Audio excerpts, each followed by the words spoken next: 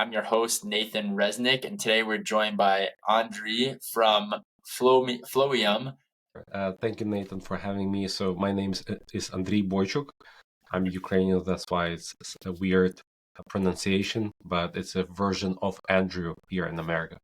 Got it. I love it. I love it. Well, you are the email marketing expert. I mean, if you go to flowium.com, I mean, your website is incredible. You've been running Thank email you. marketing for some of the top e-commerce brands. I want to dive in just to do a recap because, we just had Cyber Monday. We're recording this on November 29th, so 2 days after Cyber Monday. Walk us through, how are you feeling? How did it go? Let's hear a recap. It was intense, but this year maybe we have all our ducks in a row. We kind of train our clients to prepare in advance. So our conversation with client about Black Friday, Cyber Monday started back in June. So this year was much smoother, and I think the results, we don't have the final numbers yet, but I think the results were much better than last year. Nice. That's awesome. That's super cool. So walk us through the process, starting in June. What does that look like as your team prepares with a client? Walk us through that process. I mean, I assume, ask them what kind of offer they want to send. You already know their branding and all of that, but what's that process to prepare like? Sure. I mean, we try to be the leading kind of force, and we kind of providing options to our clients with the offers. What we tell them what they can do, and they provide us feedback what they think about those options. Back in June, it's very early stage where we're just asking, like, listen, do you need additional help, or are you good with what we're providing you now? And typically, majority of the clients need more help because during this period we're sending more emails. So when I'm, just to give you perspective, when I'm on vacation for 1 week and I don't check my emails, when I come back, I typically get around 700 emails in my inbox because I don't check my emails for an entire week.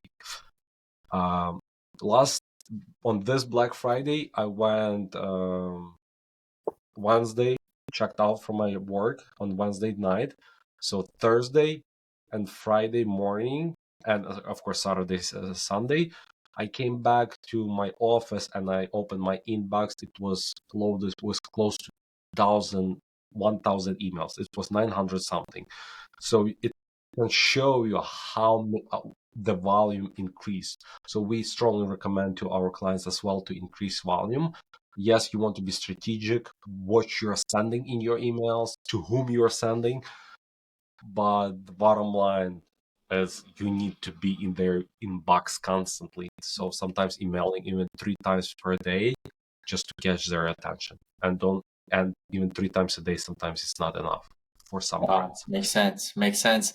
Yeah, from what I've heard and understood, I mean, I'm on the email list of like Dr. Squatch soaps as an example, and I think I got maybe 4 or 5 emails from them, and maybe like 2 or 3 text messages. So they were blasting, Yeah. and I'm sure they did pretty well because they were top of mind. I've been a longtime subscriber of their soaps and really do love their product, but it is kind of crazy to see how many times you're sending an email or SMS on this kind of holiday weekend, if you will, and it's I mean, yeah, it's kind of crazy, but as we think about Q1, how do you keep that momentum going, right? Because most e-commerce brands, they see a spike in sales in Q4, of course, that's when most volume happens, and then Q1, I mean, how are you kind of re-engaging those customers that maybe purchased for the first time during the holiday season? Sure. So the decline slump will happen anyway, no matter what. There is no other day as successful as Black Friday, Cyber Monday. This is your prime time in the year. So our recommendation to your listeners, to compare yourself to the last year, how you did it last year at the same period, if you improving or not. And it's a good period for nurturing those people who purchase for the first time. Maybe they use your crazy discount of 50% off or buy one get one free or whatever it is. Now it's time to nurture and kind of prepare them for the next holiday, which is Christmas, Hanukkah, other like New Year related holidays. So you can prepare them to shop again if you have some kind of other offer for them. And also the big thing that just passed yesterday is Giving Tuesday. So it's not about generating sales, but it's generating something for the cause. And even we did it. We did this kind of campaign. We were raising money for Ukraine, so we send out to our entire list, and we were telling what I personally care about, where I'm donating money, and I ask our audience to support as well. So it's about, I would say, it's a nurturing for the first half of December, then a new promotion for the second part of December. And if you're talking about the first quarter, it's a great time to try or implement something new. Let's say if you don't have loyalty program, try that. If you don't have referral program, try that. So this is a great period for testing and implementing something new. Makes a lot of sense. I want to talk about some of the case studies that you have on your website too. You know, you work with a brand I'm familiar with, Roosevelt's, and I know as well the gluten-free bar is a really cool Really? Oh, health yeah. brand as well. Wow. Yeah, I've had some of their bars before, but I'm curious. I mean, in terms of how you go about increasing, you know, loyalty and member growth and AOV. I mean, on this case study, it says that a strategic email, marketing campaign that you did with Roosevelt's increased AOV by 445%, which is pretty incredible. I'm just curious to kind of understand, how do you go about driving that AOV through email? What does that approach look like? Sure, And you've got sure. some, And I really cool. just want to be clear about that AOV 400 because it's like sounds astronomical. We increase that AOV only for loyal customers, so loyalty customers. So what we did analyze loyal customers, loyalty customers versus not, and we compare their AOV, how much they spend, and so forth. And we saw that people who are subscriber to their loyalty program, who collect points and spend points, they are more than 4 times spending 4 times more than not loyalty members.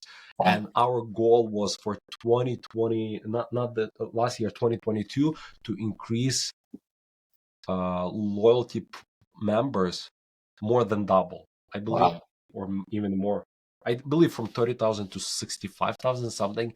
And we were able to achieve that with email marketing.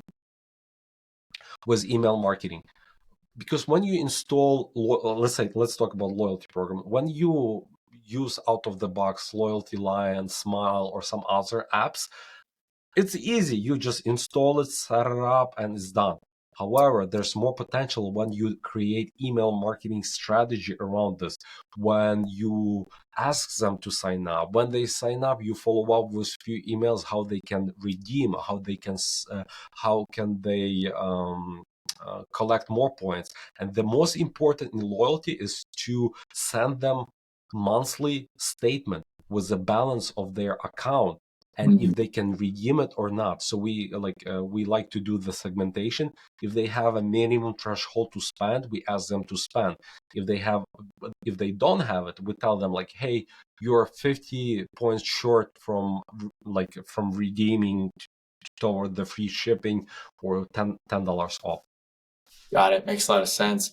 I'm curious. I mean, so it sounds like loyalty programs are a huge driver of growth to increase LTV and AOV for customers. Correct. I mean, can you walk us through that implementation in terms of, if I'm a brand that doesn't have a loyalty program in place, how would you recommend I go about putting that in place? And then, how do I grow that loyalty membership? Sure. I mean, first of all, like what kind of brand you are, like something like Dr. Squash is amazing example where you can use loyalty program because you maybe you will you don't want to discount your product, but you want them to stick to your brand. But when you sell mattresses, loyalty program might not be the best solution for you because people don't buy mattresses every day. So the first thing, do you really need loyalty program? Second, you need to design the system based, like use some calculation. There's calculators and formula for calculating points. How many points do you want to give for each dollar they spend, and also how they can collect and how can they redeem. So maybe you at this today you are focusing on growing your Instagram account, so maybe you will put more points towards if they sign up for follow you on Instagram.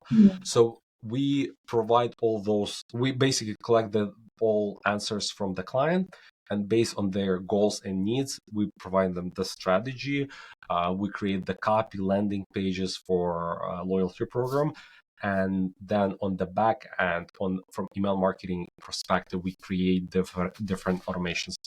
Approximately, we create close to 5 automations and close to probably 10 to 15 emails. Got And it. also we have constant campaigns, sometimes 2x points, sometimes 5x points, sometimes just dedicated campaign to, hey, sign up for a loyalty program. So in addition to automations, we have campaigns to encourage people sign up for a loyalty program. Makes sense. Makes sense. I feel like loyalty is a huge part of e-commerce right now, and increasing AOV and LTV is vital when your cost per acquisition goes up. Given the current climate of e-commerce, I'm curious. A lot of brand owners and agency owners and people in e-commerce, obviously, you're thinking about AI. Have you been using AI, and if so, what kind of solutions or tools do you like to use? Just curious to hear how your team or how you've seen brands use AI. We do use AI to certain point. We from on a creative side, we just use it for inspiration. We did play with it, as probably everybody on the earth, in the earth. It's like asking to create email, but it was not so as good as our copywriter create. But for inspiration, that's a amazing tool, especially when you hit creative blocks. So it's on the creative side. However, where we focusing right now and what we're working on, how to use AI in analytics and spot some patterns. Let's say when you upload all subject lines and you upload the open rates for, let's say, for the last 2 years, and you're asking to spot patterns and tell like to which segments we supposed to send, or based on that data create other winning version of subject lines. So we use for analytics, testing right now for analytics. And this another thing is to any key findings that we find, split testing. Let's say human holding a bar of soap versus just bar of soap, and how did it perform? We entering this information in the tool, and it comes out with solutions, a kind of key finding documents. So in the future, either us or our client, let's say client decided to take it internally email marketing, they already have the data, they already trained the AI based on their tasks. So somebody even like very junior level employee, they can enter a question like, I want to run this test, do you believe I need to do it or not? And it's spits out the answer saying, hey, based on so many tests, it did not perform for your audience. Got it. Got it. Interesting. Interesting. Well, in terms of your ideal client profile, I mean, what kind of brands do you look to work with? Who should reach out to work with you? So majority of our brands, we like to work with CPG, like beauty brands, food, like in the food industry. Also, we have a lot of fashion, like apparel, and yeah, and the pet industry as well. So those Got are it. kind of three top industries. Awesome. And then it's all focused on email marketing. Is that right? It's not other aspects of e-commerce business. It's primarily focused on email. We are well known on the market as an email marketing agency, but we are focusing on retention in general. So email, SMS, loyalty program, and any like additional apps which helps like support to keep your customer. Got it. Awesome. I love it. It's all about retention and growing that AOV through Yeah. email. Well, thank you for coming on E-commerce on Tap, brought to you by Sourcify. If people want to reach out, follow you, get in touch, where can they find you? Sure. I mean, the easiest is just go to our website, flowium.com, or you can also find me on LinkedIn, Andriy Boychuk. I'm always available there. Awesome. Awesome. Well, thank you again. And thank you everyone for listening in to this episode of E-commerce on Tap, brought to you by Sourcify.